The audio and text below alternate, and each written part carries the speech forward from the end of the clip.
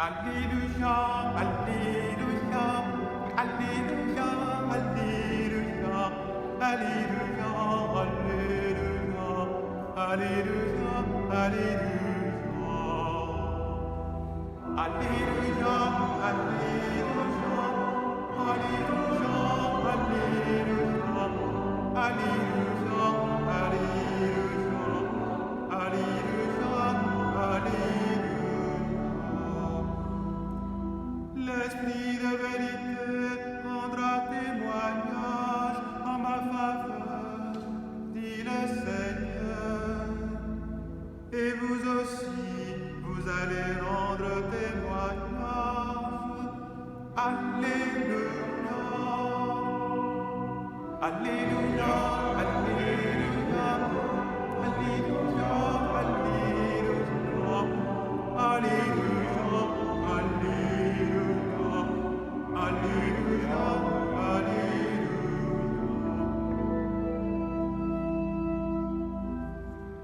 Le Seigneur soit avec vous.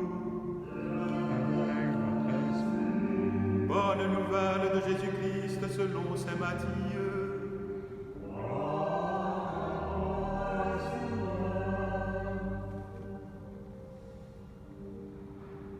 En ce temps-là, Jésus disait à ses apôtres,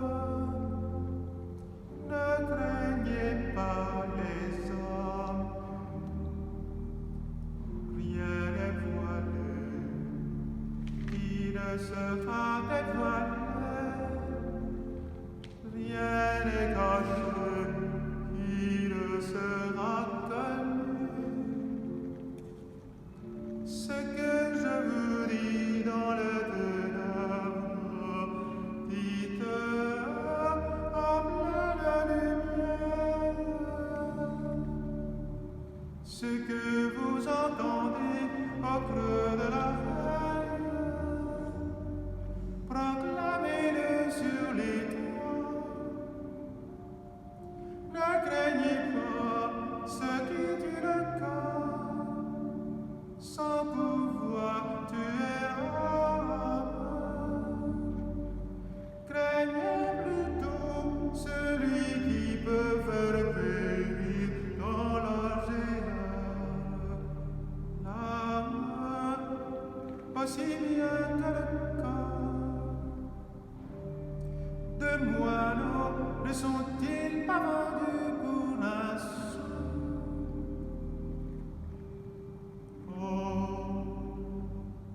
Pas un seul ne tombe à terre sans que votre Père le veuille. Quant à vous, même les cheveux de votre tête sont tous comptés. Soyez donc sans crainte. Vous valez bien plus qu'une multitude de moineaux. Quiconque se déclarera pour moi devant les hommes, moi aussi, je me déclarerai pour lui devant mon Père qui est au ciel. Mais celui qui me reniera devant les hommes, moi aussi, je le renirai devant mon Père qui est au ciel.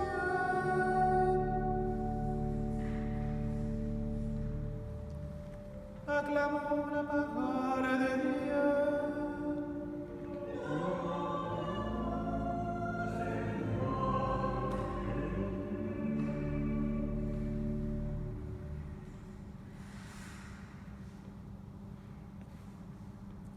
Jésus dit à ses apôtres, ne craignez pas, Dieu vous aime, lui-même guidera vos pas.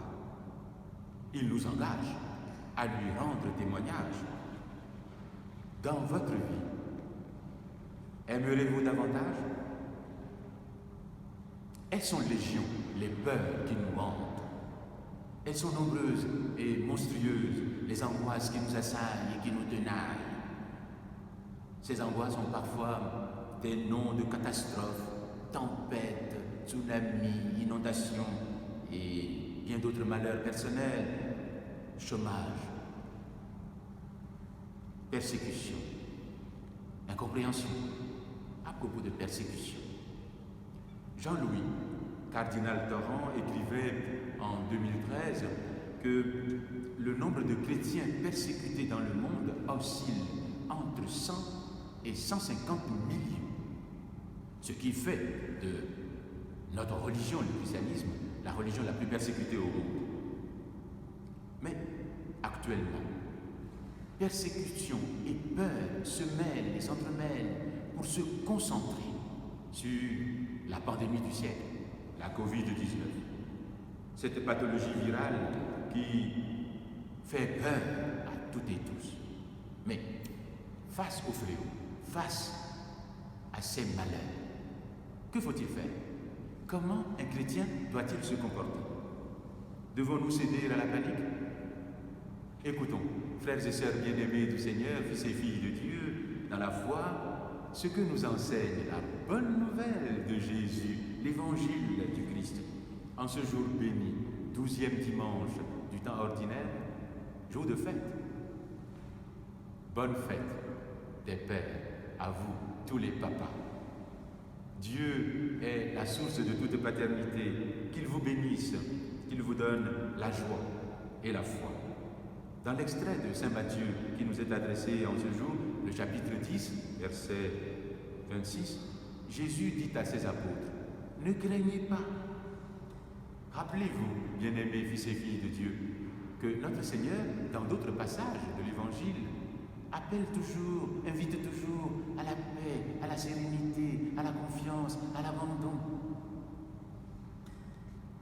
Tenez, Jean 14, 1. Que votre cœur ne soit pas bouleversé. C'est une autre version. 2 chapitres plus loin, Jean 16, 33, il dit « Confiance, j'ai vaincu le monde. » Mais attention, face aux difficultés de la vie, Jésus ne nous propose ni optimisme béat, ni naïveté puérile, encore moins pessimisme pathologique. Loin s'en faut. Mais pourquoi alors invite-t-il à cette confiance? Pourquoi nous dit-il ne craignez pas? Alors qu'il y a certainement dans le monde des événements qui font peur. Eh bien, il y a 3 raisons à cela. La première raison, c'est que Jésus affirme tout au début de cet évangile que tout sera dévoilé. La parole de Dieu, qui est lumière, éclairant les cœurs, les âmes, les intelligences, les esprits, les volontés, dévoilera toutes choses, le dessein de Dieu. Et rien ne changera de la parole. Plus encore, il dit que cette parole réalisera ce que le Père veut. C'est exactement ce que disait Isaïe. Comme la pluie tombe sur la terre pour la féconder, la parole aussi accomplira son objectif. Isaïe 55, 10. Il y a une deuxième raison. Jésus, dans cet évangile, affirme que nos persécuteurs, ou les persécuteurs des apôtres, ont beau tuer le corps, ils ne peuvent pas tuer l'âme. Comme l'affirme un très beau proverbe hindou, tu peux attraper l'hirondelle, tu n'arrêteras pas le printemps. En d'autres termes, Jésus nous demande de nous occuper de la vie et de nous préoccuper de l'âme. C'est quoi l'âme? Il s'agit d'une réalité mystérieuse qui a une ampleur, une amplitude, une densité en raison de ces étymologies croisées, latine, grecque, hébraïque. Nous pouvons tout de même dire que l'âme, c'est avant tout le souffle de Dieu, de ce Dieu créateur qui donne ce qu'il est, souffle sacré. L'âme, c'est la source de la vie qui est en Dieu. Genèse 35, verset 18. Voyez-vous, en insistant sur l'importance de notre âme, Jésus nous demande de prendre soin de notre personne et de toute la personne et de toute personne. Parce que l'âme, c'est aussi la vie de la personne et la personne elle-même. En insistant sur cette importance de l'âme, il va jusqu'à dire, même vos cheveux sont comptés. Je ne sais pas s'il pense aux chauves, ce n'est pas écrit dans l'Évangile. Même vos cheveux sont comptés pour dire que toute la personne humaine est importante.